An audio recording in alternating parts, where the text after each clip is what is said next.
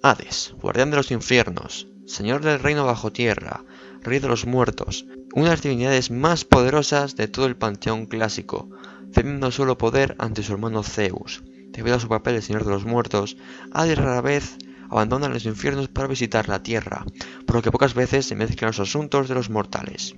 Solo en las contadas ocasiones en las que algunos héroes como Odiseo, Orfeo o Eneas tomaron la decisión de descender al reino de los muertos en sus viajes, encontramos a Hades involucrado en las grandes sagas de la mitología griega. Hades es el hijo de Cronos y Rea.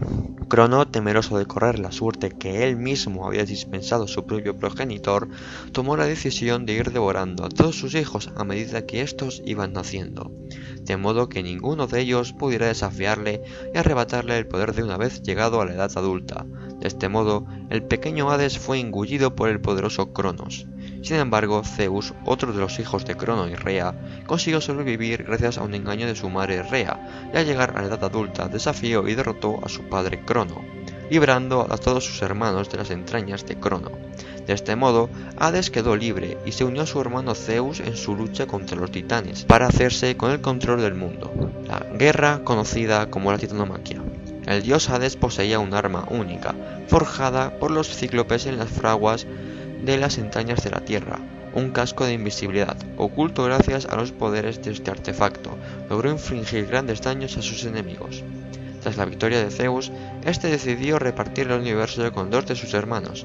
Eligió para sí mismo los cielos, mientras reservaba el gobierno de las aguas y los océanos a Poseidón. A Hades les correspondió el mando sobre el mundo subterráneo, lugar al que se dirigirían las almas de los mortales tras su muerte. De este modo, el dios Hades se convirtió en el señor de los infiernos. Hay muchas mitologías con Hades. Una de ellas y la más famosa es la de Hades y Perséfone. Como hemos señalado, Hades rara vez abandonó su morada en los infiernos, por lo que en comparación con otras divinidades, no son muchos los mitos en los que este dios ocupa un papel protagonista. De estos casos mitos destaca sin duda el relativo al rapto de lo que se convertiría en su consorte, Perséfone, una diosa que, a diferencia de su esposo, recibió numerosos cultos en diversos puntos del Mediterráneo. Perséfone era hija de la diosa Deméter, patrona de la agricultura y la fertilidad. La joven, hermosa y despreocupada, se encontraba paseando y recogiendo flores por los campos de Nisa, en Sicilia. Cuando el dios Hades la observó desde su trono en el reino de los muertos, al instante el dios quedó prendado de la belleza de la joven y decidió convertirla en su esposa. Hades montó en su carro y se espoleó a sus caballos para dirigirse hacia los campos de Sicilia a toda velocidad. La joven Perséfone sintió como la tierra temblaba bajo sus pies. Frente a ella se abrió una enorme grieta por la que surgió Hades, montando en su carro tirado por caballos infernales. Antes de que Perséfone pudiera reaccionar, el dios la cargó en el vehículo y regresó con ella a su palacio subterráneo. Al pasar los días y comprobar que su hija no regresaba a su hogar, la diosa Deméter inició un largo peregrinaje por el mundo en su busca.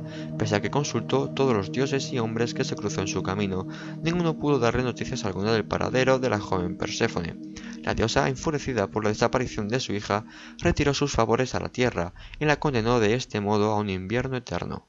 Los campos dejaron de producir frutos y los humanos comenzaron a morir de hambre. Solo la intervención de Zeus, que descubrió la presencia de Perséfone en el inframundo, solucionó el conflicto. Por medio de su mensajero, el dios Hermes, Zeus pidió a Hades que permitiera que la joven regresara con su madre. El astuto dios de los muertos, temeroso de un posible represalia por parte de Zeus, accedió, pero ingenió una estratagema para lograr que Perséfone siguiera junto a él, a sabiendas de que cualquiera dios o mortal que tomase algún alimento en el infierno tendría que permanecer en él. Hades le ofreció a Perséfone, antes de su partida, un grano de granada. La joven, confiada, se comió el dulce fruto y trató de regresar con su madre. Sin embargo, las leyes del infierno eran muy claras para todos aquellos que hubiesen probado algún alimento en el reino de los muertos. Perséfone estaba atada al reino subterráneo para toda la eternidad. Para evitar la cólera de Deméter, Zeus logró que Hades y ella llegaran a un compromiso. Perséfone pasaría en el infierno junto a su esposo un tercio del año, en lo que es el invierno, y regresaría a la tierra el resto del tiempo. Hades y Demeter aceptaron la decisión de Zeus.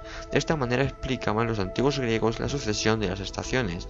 Mientras Perséfone está junto a Hades, Demeter, entristecida por la ausencia de su hija, niega sus frutos a la tierra, produciéndose el invierno. Sin embargo, cuando Perséfone regresa junto a su madre, esta llena de alegría y bendice a los mortales con la abundancia de la primavera. También, otro de los mitos de que los griegos contaban acerca del dios Hades estaba relacionado con las aventuras del héroe ateniense Teseo en su descenso a los infiernos. Teseo y su compañero Pirito decidieron demostrar su valía raptando y desposando a dos hijas de Zeus. Mientras Teseo escogió a Helena, hija de Zeus y Leda, Pirito escogió para sí a Perséfone, hija de Zeus y Demeter, según algunas versiones del mito. Teseo logró su objetivo, raptó a Helena mientras aún era una niña y la dejó prisionera en su palacio de Atenas. Tras esto, decidió colaborar con su amigo Pirito en la consecución del objetivo. Los dos amigos decidieron juntos ir al infierno para raptar a Perséfone.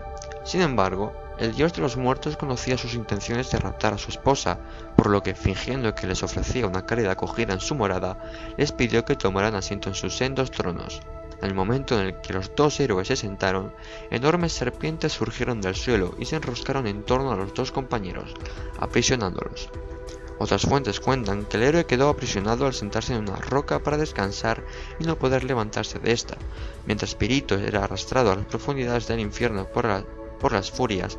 Aunque Teseo fue posteriormente rescatado por Heracles en uno de sus 12 trabajos, Pirito quedó atrapado en los infiernos, condenado para toda la eternidad por la impiedad de haber ofendido a un dios tratando de raptar a su esposa. El dios Hades y Orfeo, otra de las grandes leyendas que rodea a este personaje. El dios Hades jugó un papel de especial relevancia en el mito del poeta Orfeo. Tras perder a su amada Eurídice por la picadura de una serpiente venenosa, Orfeo, desesperado, decidió descender a los infiernos y suplicar al Señor de los Muertos que le devolviera el alma de su esposa.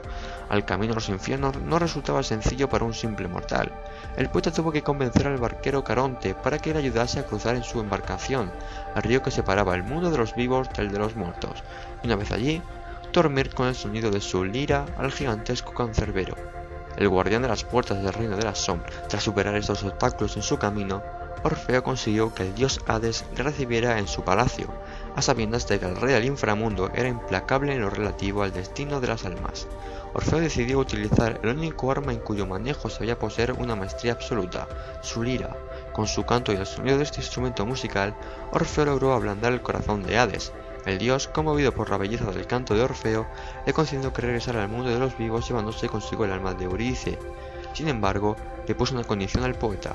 En su camino de salida de los infiernos, no debía mirar hacia atrás en momento alguno, o el alma de Eurídice quedaría para siempre encerrada en el mundo de los muertos. Lleno de dicha, Orfeo emprendió el camino de regreso. Sin embargo, pronto le saltaron las dudas acerca de la veracidad de las palabras de Hades. El poeta, desconfiado, miró hacia atrás solo un instante, solo para comprobar cómo el alma de Eurídice era arrastrada de vuelta a los infiernos. Hades había cumplido su amenaza. La joven permanecería en el mundo subterráneo toda la eternidad. Aunque Orfeo pareció de este modo su oportunidad para resucitar a Eurídice, sus destinos volverían a unirse en el futuro. Tras la definitiva pérdida de su amada, Orfeo se dedicó a vagar por los campos rechazando todo contacto con las mujeres. Por este motivo, fue asesinado por una turba de Menades furiosas, que se habían sentido despreciadas por el poeta. De este modo, Orfeo volvió a descender al mundo de los muertos, donde pudo reencontrarse con Eurídice, de la que no se separaría jamás. A diferencia de otros dioses del panteón griego, Hades no era una divinidad promiscua y tendente a dejarse llevar por la pasión sexual, al margen de sus relaciones conyugales con Perséfone.